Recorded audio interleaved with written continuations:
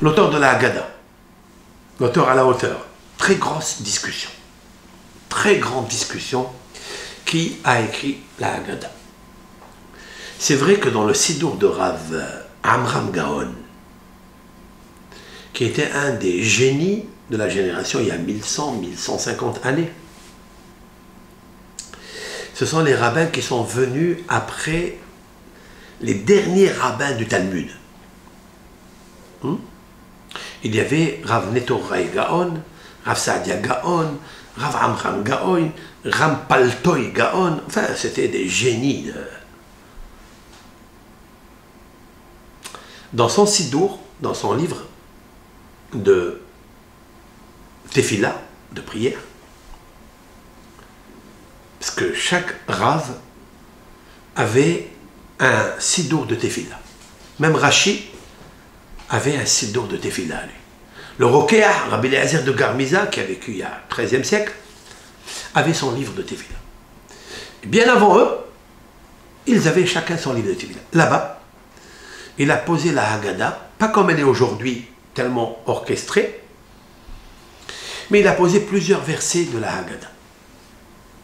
Vient le Malbim Alav Shalom, qui était un grand maître il y a 1557, comme ça, 67. Il a dit que Rabbi Yehuda Hanassi, Rabbeinu Akadosh, Rabbi, j'en ai 3 noms ici, parce qu'il s'appelle de facto, il s'appelle lui Rabbi Yehuda Hanassi, le prince d'Israël, qui est d'ailleurs la 8e génération après Hillel. Il y avait Rabbi Yehuda Hanassi. Dans le Talmud, il s'appelle Rabbi, dans la Mishnah Rabbi, et dans le Talmud, il s'appelle Rabbeinu Akadosh. Voilà comment on l'appelle. C'est un des seuls qui a mérité ce titre-là, Akadosh. Le Malbim, qui était un des grands maîtres qui a vécu après le Gaon de Vilna, après le Hida, etc., il a écrit dans son commentaire que c'est Rabbi Yehuda Hanassi. Pourquoi? Parce que pour choisir les mots, pour choisir le texte, pour faire un seder, il faut celui qui a fait le seder de la Mishnah. Celui qui a fait le seder de la Mishnah, c'est-à-dire l'ordre de la Torah orale, qui est très bien choisi.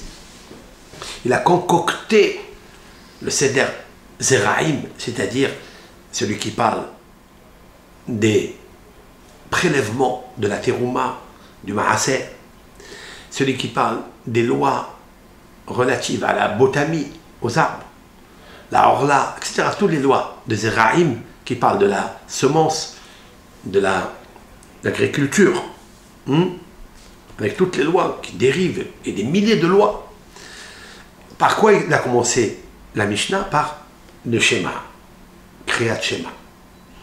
Parce que le but d'un juif, c'est de faire une fois dans sa vie, une fois,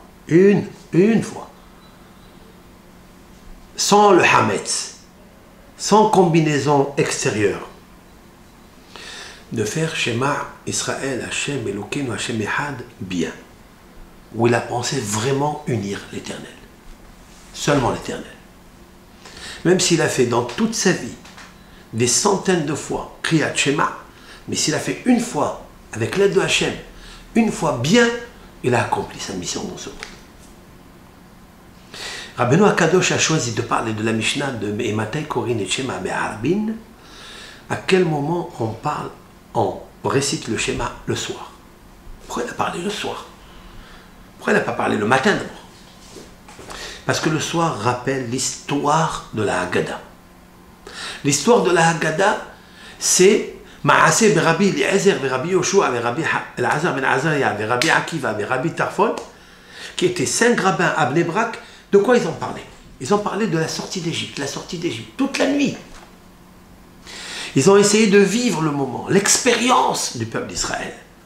Alors qu'ils étaient ces personnages-là, grandioses, après la destruction du 2e temple. Ils ont voulu s'imaginer, pourquoi encore une galoute? Pourquoi cette galoute de Édom? C'est quoi? Quelle différence qu'il y a entre cette nuit, c'est-à-dire l'exil, qui est une nuit, de toutes les autres exils, qui sont les nuits. C'est la nuit où toutes les mitzvot de Pessah s'y trouvent. Pas le jour. C'est le seul fête où les mitzvot se trouvent la nuit et pas le jour. Comme Sukkot et Shavuot, où on fait la Soukha le jour, etc. Le Etrog, le Lulav, tout ça.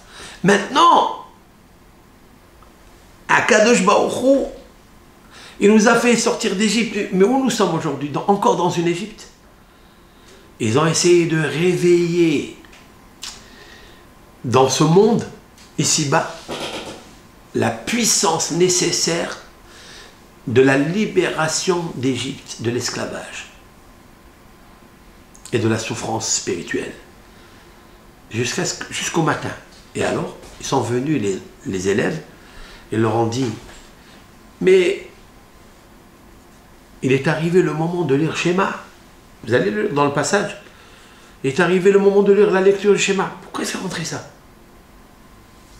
Il a voulu nous dire que ce qui nous reste aujourd'hui dans la galoute, pour nous coller avec la sortie d'Égypte, c'est quoi? Anochi Hashem Elokecha Asher Hotzeticha Me'eretz Misraïm.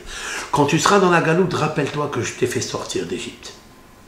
Moi seul, comme le bélier, comme le berger et comme le bijoutier qui a fait sortir et le bébé et l'or du creuset égyptien. Rappelle-toi souvent. Donc c'est Rabbeinu HaKadosh. C'est pourquoi on commence par Kadesh et qui termine par Shirachirim qui est Kodesh Kadashim. Kadesh Kadesh, la sanctification de Rabbeinu HaKadosh. Maintenant, He Aleph, Ha Lahma'anya. C'est quoi He Aleph? Ha, c'est quoi He Aleph? He, c'est les 5 livres de la Bible. Avec le Aleph, c'est les 6 livres des Mishnayot. Il a voulu marquer son nom à travers une allusion. Je suis le rédacteur de la Torah orale qui comporte 6 traités de la Mishnah, qui est incluse dans la Torah écrite, qui est 5 livres de la Bible. Tu voulais dire quelque chose? Que dans le dernier période du schéma, justement, il y avait la sortie d'Égypte. Bravo, c'est pourquoi dans le schéma, on va le dire, Rabbi Eliezer ben Azaria, qui est le 3e rabbin cité, il va dire qu'il nous faut lire la Kriyat Shema la nuit et le jour. Parce que ce n'était pas évident. Et pourquoi il nous faut parler dans le schéma de la sortie d'Égypte? Parce que toute la sortie d'Égypte, chers frères, chers amis, c'est pour accepter sur lui le joug de Hachem Yitbarach. Et c'est comme ça qu'on sort de l'Égypte. La difficulté pour Hachem, ça n'est pas de sortir le peuple d'Israël de l'Égypte, disent les commentateurs, c'est de sortir l'Égypte du Ben Israël. Parce qu'il va être en galoute encore. Et la galoute, elle va rentrer en lui. Le Hametz, il va rentrer en lui. C'est de sortir cela. Comment on fait? Quelle est la recette? Shema Israël, Hashem Elokeinu, Hashem Echad. L'enfant, quand il sort de la matrice de sa mère, il pleure. Vous savez ce qu'il dit? Shema Israël, Hashem Elokeinu, Hashem Echad. Et quand il quitte ce monde, lorsqu'il est sur son lit d'extinction de son âme, qu'est-ce qu'il fait? Qu'est-ce qu'il doit faire? Shema Israël, Hashem Elokeinu, Hashem Echad. C'est le but du Ben Israël. Ça nous suffit, ça, pour comprendre. Maintenant, je vous ajoute une chose. Ça, c'est, j'ai expliqué selon le Malbim qui a dit ça, j'ai un peu épicé. Il existe un autre rabbin, Hassid, qui s'appelle Rabbeinu, le Rav de Pshisha, le Admour de Pshisha. Lui, il a dit quelque chose de révolutionnaire. Et c'est là où je dis à tous les auditeurs qui n'ont pas répondu, mais quand même, ils auront un cadeau. Parce que c'est vrai, ils se sont efforcés de donner au moins une partie de la réponse. Mais je vais citer le rabbin de Pshisha, qui a dit que l'auteur de la Haggadah, ça n'est que Eliyahu Hanavi. C'est incroyable ça. Pourquoi? Il dit quelque chose. Il dit quelque chose de fort. Il dit c'est la seule lecture que lorsqu'un Ben Israël, il la lit, et tout le monde la lit, il est enthousiaste. Il adore la Haggadah. On adore ce moment qui arrive. Qui ne connaît pas la lecture de la Haggadah? Tout le monde connaît la lecture de la Haggadah. Parce qu'Eliaou était l'ami, le père, le maître de tous les bénis Israël. Qui en attend le 8 jours de la Mina, le 8e jour? Qui? Eliaou Hanavi, Eliaou Hanavi, Eliaou Hanavi, Eliaou Hanavi. La grandeur d'Eliaou Hanavi le 15 Nissan. L'Éternel va faire grandir le 15 Nissan Eliaou Hanavi. L'Éternel, l'El Shimurim ou l'Hachem, parce qu'Eliaou Hanavi va venir pour annoncer la venue du Mashiach. Qui peut écrire cette Haggadah magnifique? Eliaou. Alors peut-être que je voulais lui dire juste un... Pour ça qu'on lui laisse le vers. Le 5e vers, on lui laisse pour lui. Pourquoi? Hé, l'Ahma'ania. Le 5, c'est le Hé. Le Hé, c'est magnifique. Hé, l'Ahma'ania. Parce que, vous savez qu'Eliaou Hanavi, quand il se présente dans ce monde, il se présente toujours comme un pauvre. Comme du pain pauvre, qu'on ne fait pas attention. Ha, l'Ahma'ania. C'est moi, l'auteur de la Haggadah, qui est considéré toujours comme le petit pauvre, qu'on regarde, qu'on ne fait pas attention. Hein? Parce que je veux me manifester. Et c'est la raison pour laquelle le Mashiach viendra sur un âne comme un pauvre sur un âne. Tiens, qui va annoncer ça? Mais celui qui se considère comme le pauvre.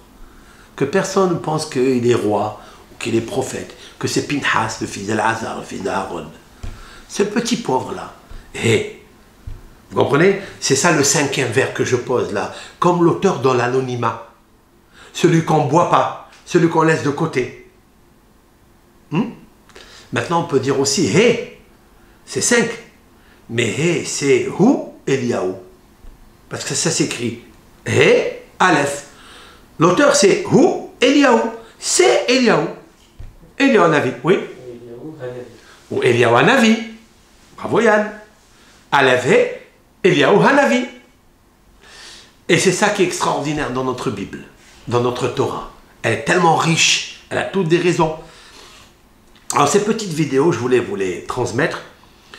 On peut les écouter. Je les diffuse, bien que Baruch Hashem, il y a beaucoup de cours.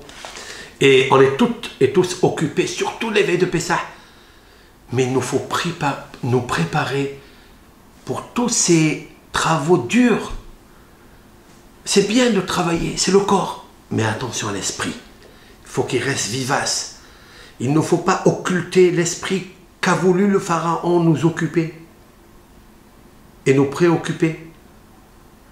Il faut le libérer, il faut le garder, le Tselem Elohim. Avec toutes ces raisons-là, on arrive à table. Au moins, on sait ce qu'on dit, on sait ce qu'on veut.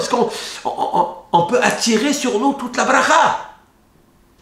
Je vous souhaite à tout le Ham Israël, hommes, femmes, enfants, et à tous les rabbanim aussi, qui donnent des shiurim merveilleux, qui donnent des shiurim exceptionnels, ou qui abreuvent le tzon, le menu bétail, le gros bétail du peuple d'Israël, parce que le peuple d'Israël est comparé à ce petit bélier, ce petit agneau, qui boit, qui a soif, combien vous êtes grandes, combien vous êtes grands, tous ceux qui partagent et qui donnent et qui... extraordinaire. Gardez cette force, gardez cette pudeur, gardez cette transmission pour vous, pour vos enfants, la Netzach Netzach. Et on souhaite que Mashiach Tzidkenu, il vient pour nous annoncer le 15, c'est-à-dire lundi soir, avec l'aide de Hachem, puisque mardi, Paramaim Kitov, mardi sera Pessah, on commence le soir, lundi soir, cette année, espérant que ce mardi, Be'ezat Hachem, Yom Shlishi, le 3e jour de la semaine, où est écrit dans la Genèse 2 fois le mot Kitov. Un Kitov pour Eliaou et un Kitov pour le Mashiach. Parce que les deux, ils s'appellent Tov. Eliaou, Hanavi, Zachor le Tov, et Mashiach Tzidkenu, qui s'appelle Melech HaTov, le roi qui est bon, c'est-à-dire complet, parfait. Que Hachem nous envoie vite, vite, vite, vite, vite, le libérateur, pour nous sortir de cette galoute. Comme ça, le nom de Hachem grandisse parmi nous et parmi les nations, où ils verront quelle est la grandeur de Hachem et que tout ce peuple que nous sommes, bien que des fois nous sommes conjugués à l'imparfait, mais parce que c'est très difficile d'arriver à l'unicité de Dieu. Voilà pourquoi. Et Be'ezat Hachem, en enlevant le Hametz, l'orgueil, toutes les imperfections qu'on va enlever ce soir, le 14 Nissan, eh bien le 14 nous profiterons avec le de Hachem de David, qui est la valeur numérique 14. Si on enlève le Hametz, le 14, on mérite David, qui est valeur numérique 14. David, Melech HaMashiach. Amen, Keni Ratson. Amen.